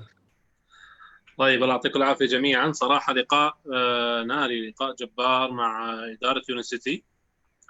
لقاء جميل. أنا بالنسبة لي المعطيات اللي بدأ فيها داني هيوز كانت معطيات رائعة جدا. يعني هذا ما نتحدث عنه منذ أن بدأنا في هذا المشروع، لما كنا نتحدث عن التحديات واختيار الشريك الاستراتيجي الأمثل مع فريق الأحلام. هذا هو التطبيق العملي لكل النقاط اللي كنا نتحدث فيها في ال5 سنوات السابقة. هذا هو المضمار الذي نرى فيه النتائج عمليا على أرض الواقع. أنا أعرف ناس الآن قاعدين يبحثوا عن شركات فقط للكاتت كوست، كيف إحنا نقلل تكاليفنا، كيف إحنا نصغر أعمالنا، كيف نقلل الأوبريشن عنا. ثم اليوم ليونيسيتي قاعدة تفتح خطوط إنتاج جديدة وقاعدة توزع العمل على 24 ساعة على 3 شفتات، علشان ما يصير في أي شورتج أو أي توقف أو أي نقص في الأسواق اللي قاعدين يشتغلوا فيها. صراحة هنا يعني تعرف كيف هناك شريك استراتيجي واقف في ظهرك يحميك، يشتغل معك انت وياه في نفس المسار، في نفس المركب، في نفس السفينه. هذا صراحه يعني اعتزاز وفخر. ثم كيف هم حسبوا حساب هذه اللحظات، يعني لما يتكلم لك انه احنا من السابق حاسبين حساب هاي اللحظات، تعرف انك انت مع ناس يشتغلوا بتخطيط استراتيجي رائع جدا. بوبي كيم يعني فجر عقولنا صراحه دكتور بالقصه الجباره، يعني اسبوع دايموند. يعني انا صراحه الواحد استصغر جهوده، كان معتبر حاله مسوي انجاز في رمضان والحجر وانجاز مش عارف ايش. لا لا لا، صراحه احنا يعني طلعنا لسه في اول الطريق. احنا بنحبي قاعدين الجماعه يشتغلوا بسرعه الصاروخ. اسبوع تنتقل من سفاير الى دايموند، يعني تتكلم عن تريبل تقريبا او اكثر، يعني 4 اضعاف الاو في. صراحه نتيجه جباره، نتيجه ملهمه، ورفعت لنا السقف. وان شاء الله تعالى سيكون هذا له اثر عملي حقيقي في الميدان. ثم كريستوفر كيم ورسائله الموجهه مباشره للشرق الاوسط شمال افريقيا عن المستقبل القادم لنا والعمل القادم لنا والبشائر القادمه ان شاء الله تعالى، السعوديه، مصر، تركيا. يعني هذا الثلاثي الخطير الجميل في الاستثمار وفي البزنس. ثم الشركه قاعده تشتغل وتتوسع دكتور دون حتى اي مشاركه منا. الشركه تشتغل، تتوسع، تعمل كل هذه التفاصيل. احنا لا نساهم في هذا الريسك، والشركه تاخذ على عاتقها هذا العمل. صراحه ممتنين لهذا الشريك الاستراتيجي، وان شاء الله سوف نبقى هنا ولن نكون الا هنا. وقصص النجاح، يعني قصه نجاح علي الهام صراحه دكتور، يعني من 140 ل 87 انت قاعد تتكلم بالهام. انا شفت بني ادم اخر صراحه. انا تعرفت على علي بعد، يعني انا شفته بعد قصه النجاح، ما شفته قبل. فاليوم لما شفت الصور وشفت التفاصيل القديمه، صراحه احيي علي وبلايناته وجميع الاشخاص اللي كانوا يعني يتابعوا معاه ويشتغلوا طوال كل الفتره السابقه. صراحه قصه ملهمه لنا جميعا. وان شاء الله تعالى هذا هو البرنامج الذي بدأنا به، وهذا هو البرنامج الذي طمحنا لأن يكون سبب في تغيير حياة كثير من الأشخاص. علي الفرج أحييك وأرفع القبعة احتراما لهذا الإنجاز الرائع. احنا شفنا علي بعد، اليوم تعرفنا على علي قبل، فعلى قولته هو يكتب كل شيء ما فضحتنا.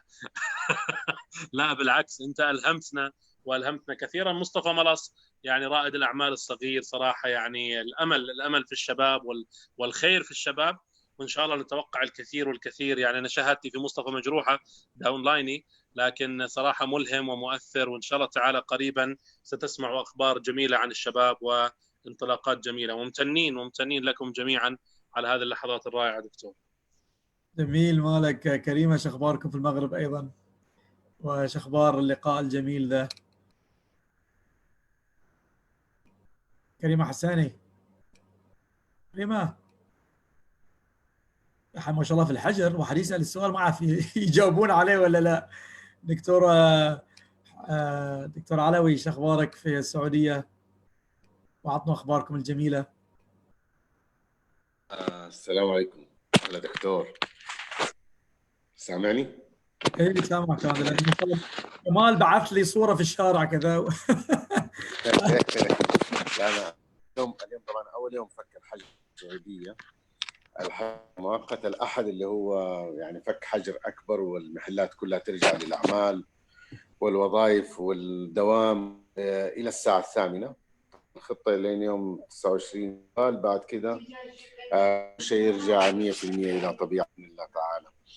فاحنا الان بفضل الله سبحانه وتعالى طبعا اليوم في قصه نجاح الإدارة هذه والإدارة والقيادة ودعم كامل للمنطقة بيدينا حافز أكبر إن شاء الله ننطلق. وإحنا إن شاء الله قريب من الأخبار الجميلة بفتح الرسمي للسنتر، وزي ما الكل عرف إنه المنتجات الآن مصرحة، فقط بنرتب إنه نفتح رسميا وبشكل جيد وما في أي تعارض مع المحافظة على صحة العالم.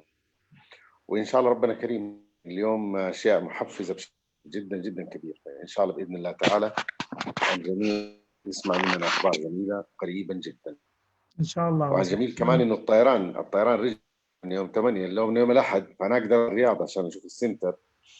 أنا في جدة وماني قاعد الرياض عشان أشوف الشغل هناك وأتابع بنفسي، فأنا أقدر أطلع بمشيئة الله. جميل. والأسبوع القادم إن شاء الله لقاء آخر أيضا عن تركيا ومصر والسعودية، ولقاء مع روكي أيضا وأخباره الأجمل أيضا عن هذا الثلاثي الناري يسميه أنا. فنبدأ أيضا شهر 6 بثلاثي ناري والأجمل.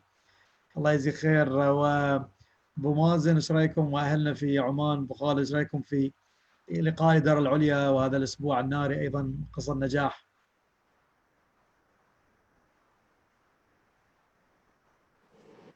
السلام عليكم جميعا. حقيقة يعني اللقاء كان ولا أروع، وما قصروا حقيقة الإدارة العليا.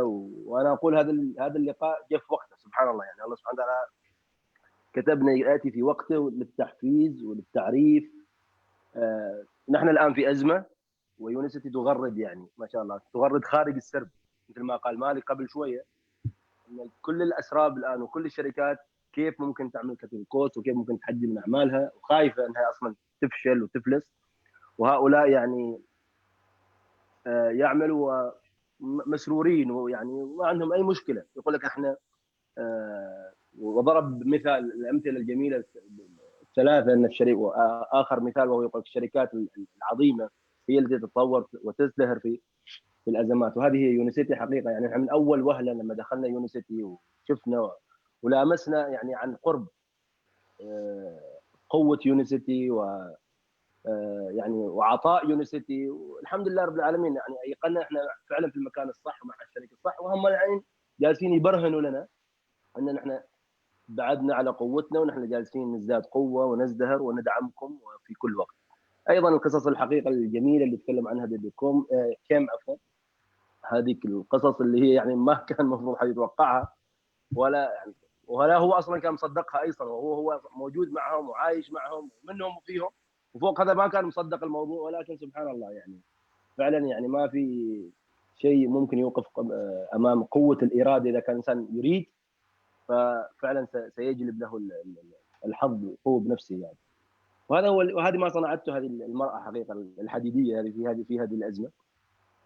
ان شاء الله يعني هنا عندنا في عمان الحمد لله بكره راح يرفع الحظر تماما عن كل المناطق، راح تعود الاعمال كلها تقريبا الحكوميه والقطاع الخاص مع بعض يعني الاحترازات الصحيه وكذا. وان شاء الله يعني عندنا اسبوع ايضا جميل.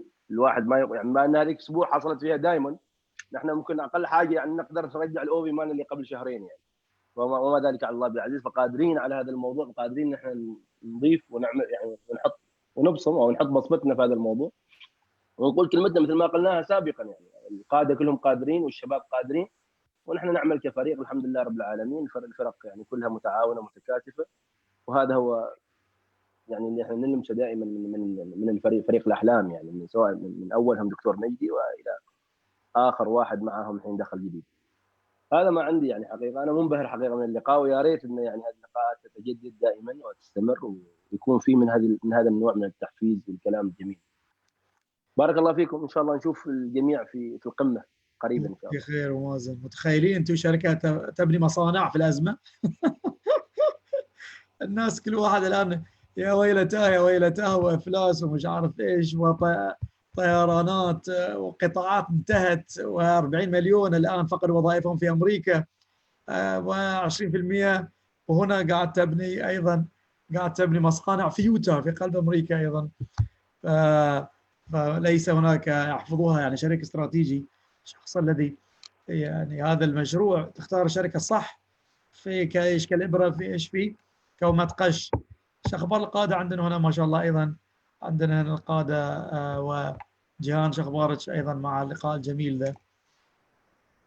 السلام عليكم فريق الأحلام. والله اللقاء كان وايد جميل. يعني أولاً أن أنت تجيب القادة الكبار في الشركة في لقاء واحد وهم متحمسين لنا مثل ما احنا متحمسين لهم. يعني كيم كريستوفر روكي ودان وبوبي كلهم في مكان واحد، شيء جميل. يعني حتى لو نبي نلتقي فيهم ما نقدر نلتقي. يمكن احنا كشوية الرانكات العالية احنا ساعات نلتقي فيهم، بس انهم يلتقون بالجميع كذي عادة الاشياء هذه ما تحدث. فحلو ان كورونا قربنا. وايد حلو ان الشركة عندها خطط مستقبلية لم تتوقف ولم تتردد وعارفة شنو تبي. يعني في شركات، يعني تعرف الحين دكتور احنا قاعدين يعني نقابل كثير من الشركات ضايعين، شركات ومؤسسات كبار يعني تخدم بلد، ضايعين ما يعرفون الحين شنو الرؤية، شنو بيصير، شنو المستقبل. في شركات وايد ما عندها هذه الليدرشيب اللي واتس نيكست، الحين شنو لازم نخطط، شنو لازم نسوي. ففي ظل هذه الأزمة الشركة يعني تقريبا مو مستكرة وعندهم قصص نجاح من كذا دولة بالذات في كوريا، وقاعدين يبنون مصانع. فالشركة قاعدة تمشي في خط مستقيم. هذا الشيء يعطينا وايد أريحية إن إحنا فعلا مستندين على شركة يمكننا الاعتماد عليها. هذه لولا إن الأوضاع داخلية كان المنتجات لن تتوقف، التوصيل لن يتوقف، يعني التصدير والإيراد هذه كلها هاي الأمور يعني ما بتوقف.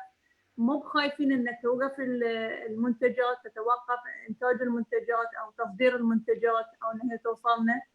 هي امور بسيطه حدثت داخليه، وان شاء الله يعني نفس ما قلت كورونا راح يعني موضوع الدول راح تفتح وايد اسرع مما توقعنا. احنا توقعنا ويمكن هذا الموضوع يستمر الى سنوات، ولكن الوضع راح يرجع لطبيعته بسرعة بأسرع مما كنا نتوقع. فهاي الفترة اللي مرت هي فترة أقل مما كنا نتخيلها، وايد أسرع مما كنا نتخيلها. يمكن هي طولت، ولكن لازم نستعد للقادم بسرعة. وأحلى جملة سمعتها من بوبي براون يوم قال بوبي براون بوبي كريستوفر مكياج تفكرين ما شاء الله عليك. تفضلي يا أختي جيهان. بوبي كيم كل واحد تخصصه بس بايا يفكرون في المكياج ويفكرون يا حجي بوبي كيم اسمه. ما ليش عرفك انه مكياج؟ انا حنا بعرف. انا عارف كل شيء. تفضلي. زين. احلى جمله صراحه سمعتها ان الدبل دايموند يوم قالوا له this is the time، وفعلا القاده يظهرون في الازمات و this is the time for them. وفي اشخاص حققوها، وفي اشخاص الاسبوع الماضي اثبتوا لنا ان هذا الوقت هو الوقت الافضل لنا. يعني نخشى ان هي تروح ازمه كورونا واحنا ما استفدنا منها كازمه، في ان احنا نشتغل اكثر على شبكاتنا، وان احنا نوزع هذا الخير لكل مكان في العالم. نوزع الخير من ناحيه المدخول الاضافي، ونوزع الخير من ناحيه المنتجات وتاثيرها على الصحه. فاعتقد ان this is the best time حقنا احنا. وشيء ثاني بحلق، انا تفاجات صراحه بعلي الفرج، ما حد خبرني ان علي بيكون موجود، فهذه مفاجاه لي انا بعد. علي فعلا احنا رونا صور اكثر من الاشياء اللي انتم شفتوها. شفنا صور ما ممكن نتخيل انه هو يعني هو هذا نفس الشخص، هو مخلوق اخر فعلا. وما شاء الله علي من الاشخاص اللي من اول ما دخل المشروع واعجب بالنظام الصحي وخذاه بجديه تامه. يعني لم يتهاون، وما زال يلهم الكثيرين حوله، وما زالت قصص النجاح من الفريق ماله ايضا كبيره. فصار ملهم، وصار خلاص هذا تخصصه ويتكلم عن هذا الشيء من واقع مجرب. وما شاء الله التزام كبير كبير، سواء كان في رمضان او غير رمضان. في ناس يلتزمون فتره ثم يتركون، هو منذ ان التزم يعني استمر في التزامه، وما زال يحط الصور ويعلق عليها في انستغرام وفي السناب في كل مكان. تحيه يعني اوجهها حق علي. من هني، بما أنه يعني من فريقي، فيعني شيء مفخرة. وأيضا تحية لكل الأشخاص اللي يعني ساهموا في إلهامنا بقصص نجاحهم الجميلة هذه، وتحية لكل فريق الأحلام اللي حضر هذا اللقاء اليوم. وإن شاء الله يعني يكون هذا اللقاء ملهم، ويكون خطوة إيجابية لنا في التقدم إلى يعني عندنا أسبوع نفس ما قال أبو مازن، عندنا أسبوع جميل بإمكاننا أن احنا ننهي هذا الأسبوع بإنجازات جميلة وعظيمة، خصوصا مع موضوع الريفيرال لينك. اللقاء القادم بيكون أجمل بكثير. الله يعطيكم العافية. شكرا جزيلا. القادة أيضا ما شاء الله هنا. إذا في مداخلات أخيرة. كريمة رجعتي حق ما شاء الله عندنا مشكلة في النت. رجعت دكتور، سامحوني لأن كان عندي مشكلة في الإنترنت. تفضلي كريمة. والله صراحة أولا كان اللقاء كان رائع وجميل جدا. اجتماع يعني كل إدارة يونيسيتي العليا كانت أروع ما يكون بصدق. يعني في بعض الناس تعرف يونيسيتي بس ما تعرف كثيرا عن إدارة يونيسيتي العليا، وهذا شيء جميل أننا ننظمه كل مرة، لأنك يعطي مصداقية ويعني تشجيع للأشخاص على أن هذه مو شركة يعني أي كلام، بس هذه شركة كبيرة وعندها ناس في مستوى عالي وناس عندهم قدرة وبوتنشل، فشيء جميل صراحة، شيء رائع. عجبني هذا بوب لما تكلم على لي اللي هي من كوريا، حقيقة يعني قفزة من صفاير دايموند وفي أسبوع وفترة وجيزة وفي زمن كورونا في التحديات الموجودة، حقيقة شيء جبار بصدق، شيء جبار. زائد أن لما تكلم دان هيوز على يعني قدرة الشركة على تحمل الأزمات، أروع ما قال أنه وكأنه وضع نفسه في منصة الشركات العظيمة، لأنه هو أعطى مقولة ديال مدير انتل، وقال الشركات العظيمة هي التي تنمو وتتطور في الأزمات، ثم قال بعدها بأننا نحن ننمو ونتطور، يعني ما عندناش مشكل، يعني احنا في مصاف الشركات العظيمة، وهذا شيء رائع. يعني كيعطي ثقة وثقة بالشركة على أنها ممكن تتحدى كل الأزمات كيف ما بغت تكون هذه الأزمات، وهذا شيء جميل. أنا صراحة من كيم كريستوفر انقطع عندي الصوت، فما أعرف شنو وقع بعدين. كنت أحاول مع الإنترنت، فكنت أحاول أسمع، ما سمعت شيء، أدخل وأخرج من الإنترنت، فصار عندي مشكلة في الصوت. لكن هذه أكثر الأشياء اللي سمعتها. أنا سجلت المقطع ديال بوبي كيم، وأيضا سجلت مقطع اللي تكلم فيه دان هيوز، سجلت الفيديو، إن شاء الله نرسله في الجروب. شيء جميل، هذا مهم. والآن إحنا في هذه الأزمة الجميع يعمل صراحة. إحنا بالذات أزمة كورونا أعتقد بأن المغرب لن يتأثر، لا الأوفي ولا المبيعات ولا الأشخاص أثروا بالأزمة. وأنا قلتها يعني في الاجتماع السابق، الناس بالعكس، الناس اندمجت مع نظام الأونلاين، استطاعت أن تشتغل وتعلموا طريقة جديدة جميلة في الاشتغال. وصار حتى الناس اللي لم يكن يستطيعوا الحضور معنا في الفعاليات في التدريب صاروا كيحضروا معنا، وصار سهل أنك ترسل لهم المعلومات أونلاين، صار سهل أنك تقنعهم، صار سهل أنك ممكن تدمجهم في هذا العمل وبسهوله. وفي كثير من الاشخاص اللي فقدوا وظائفهم او نزلت مستويات دخلهم انضموا الينا، وهذا شيء رائع، شيء جميل. كيف قال جيهان، انا لم اسمع، يعني كانت كتكلم على علي تقي، بس انا لم اسمع صراحه شنو وقع. اذا وقع شيء خبروني. بس كنتمنى اكيد احنا نلهم دائما بالقصص الرائعه الجميله، نلهم دائما بالاقوال اللي كتحفزنا، ونحتاج فعلا كل خميس نكون في لقاء مثل هذا لكي نحفز ونحمس. اولا كان الشكر الجزيل لكل الناس الحاضرين اللي كانوا محمسين هذا النهار، وكانوا كيكتبوا كومنتات كثيره في الجروبات، لان كانوا فعلا متحمسين. ففقط احنا نريد نتائج مثل كوريا الجنوبيه، ونريد عمل ايضا مثل كوريا الجنوبيه. واكيد احنا فريق الاحلام اقوى بكثير بيني وبينكم من كوريا، اقوى بكثير. لا نحتاج فقط الاستمراريه والالتزام، واكيد سنصل الى النجاح باذن الله تعالى وتبارك. فشكرا لك دكتور على هذا اللقاء الرائع صراحه. شكرا للقاده جميعا، وشكرا لفريق الاحلام، وان شاء الله ربي يوفقنا ويفتح علينا ابواب الخير. شكرا كريمه. طبعا شيماء وضعت للتو علي الفرج في دريم تيم فيسبوك، فالفيديو موجود، اللي عايز يشيره بالله جل وعلا. كمال اخيرا رجع. كمال مداخلة أخيرة عشان نختم هذا اللقاء الجميل منك. ورجعت تعتقد كمال معنا ولا كمال؟ واو، أعظم النعم الإنترنت باي ذا واي. أعظم النعم في الحجر الصحي الإنترنت. إذا عشان كذا احنا عندنا الآن يعني كمال معنا ولا صعب تسمعنا ولا؟ أهلنا أيضا دكتورة مريم أنس بالكويت، شو أخبار؟ الأمور طيبة إن شاء الله؟ الحمد لله، الحمد لله الأمور زينة. لقاء صراحة كان وايد حلو، ممتع، جميل، محفز. يعني صراحة تواجد القيادات معانا ولما يعني بدعمهم ومجهودهم معانا وسؤالهم عنا، يعني صراحة هم يهمهم الإنسان قبل ما يكون إن إحنا والله أداة نشتغل لهم أو نشتغل عشان شيء بنفسهم هم. فالشعور هذا وايد حلو، يعني الدعم اللي من عندهم وايد حلو فعلا. لما تحكى بوبي قصص النجاح كانت وايد ملهمة ومحفزة حق الجميع. دان لما تكلم عن الشركة، وكنا احنا نتكلم بالسابق نقول عن البلو اوشن، وفعلا هو بين هذا الشيء. نتكلم عن البلو اوشن بالمنتجات، كنا نتكلم.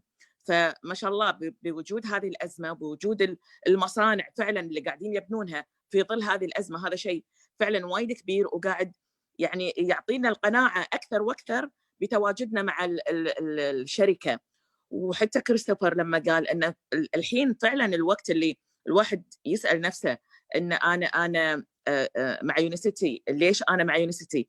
لماذا نحن هنا؟ يعني للأمانة هذا السؤال اللي الواحد لازم ما ينسى ويطرحه على نفسه على طول، ويعطيه دافع في أن أكيد إحنا نقدر نسوي أشياء كثيرة، وأكيد نقدر نسوي وايد من الأمور. وهذه فترة فعلا للجميع، اللي هي الفترة اللي احنا موجودين فيها في الحجر، المفروض انها تكون انطلاقة لما هو افضل، يعني ونتائج ان شاء الله تكون نجاحات افضل لنا وللجميع.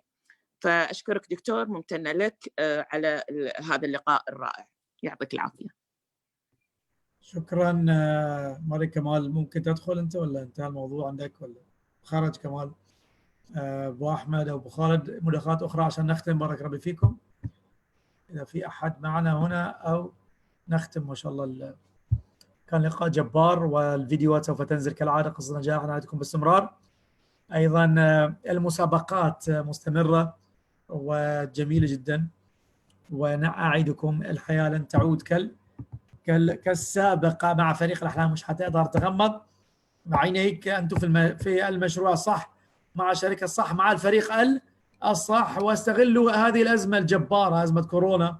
إذا الشخص لا يستطيع أن يستغل أزمة كورونا في دعم جهاز المناعة والمكملات، لن تأتي أزمة أكثر من ذلك تدعم موضوع الصحة الأيضية والمناعة وفيتامين سي وأوميجا 3. حتى الأطباء سلموا بالمكملات، حتى كل العالم سلم المكملات. استغلوها. كمال تصات تتكلم. كمال آخر شيء مداخل لك وننتهي. السلام عليكم ورحمة الله تعالى وبركاته دكتور. السلام عليكم فريق الأحلام. شيء أعتذر أنا في الطريق وأحيانا تكون الشبكة ما هي شبكة، فاللي شبكة يخلصها كذا دكتور. فأتمنى إن شاء الله الجميع إن شاء الله شهر رمضان مبارك وعيد مبارك وسعيد للجميع. تابعت جزء كبير من اللقاء فعلا كان لقاء جبار. يعني لما تسمع الإنجازات العظيمة في فترة التحديات العظيمة، هذا يزيد المقبلين إقبالا، يزيد أصحاب الهمم همما، ويزيد أصحاب الأحلام العظيمة وأصحاب الوعي العظيمة يزيدهم كذلك همة وعملا بإذن الله تعالى. أنا مقتنع تماما أن بعد ما سمعت هذه القصص أن الكثير من فريق الأحلام، لا أتكلم على فريقي، أتكلم على كل فريق الأحلام ولكل من دخل إلى هذا اللقاء، ازداد همة وازداد يقينا. يعني ما دام هناك إنجازات في بلدان أخرى في هذه، مش نتكلم على إنجازات المحافظة على الإنجازات القديمة، بل فيه ترقي في رنكات. يعني لما أتكلم على الصغائر في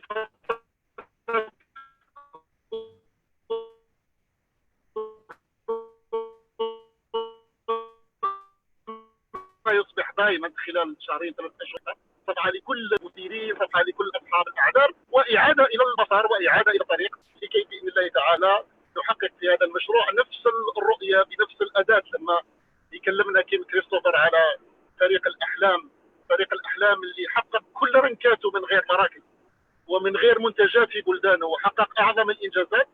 الآن كل الوسائل متوفرة، العمل على كما يقولوا أفمن يشيل، يعني كما يقولوها باللهجة المصرية. كل الأمور الآن المراكز الآن مركز وراء مركز. العمل أصبح أكثر سهولة.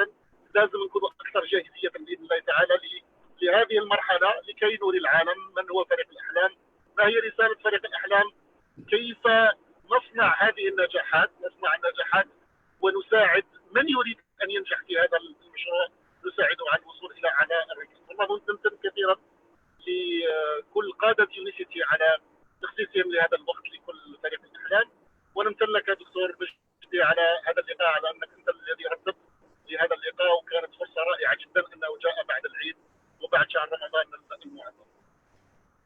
شكرا كمال. والقادم أفضل، لم نبدأ بعد، للتو بدأنا. اكتبوها، انقلوها عني في كل مكان في العالم.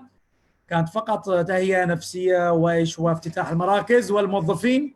الآن بدأنا للتو، التاريخ يبدأ الآن مباشرة، وأيضا نحتفل الشهر القادم بافتتاح مصر أيضا وتركيا والسعودية أيضا، وأيضا دول أخرى وأخرى وأخرى. القادم دائما أفضل، للتو بدأنا. لذلك الحالة تعود كالسابق، ممتنين أن 7 أيام جميلة جبارة، لكي أيضا نختم شهر جبار ولا أجمل في هذه. عرفوا الناس بهذا المشروع، عرفوهم بالمكملات، انقذوهم قبل أن تفقدوهم.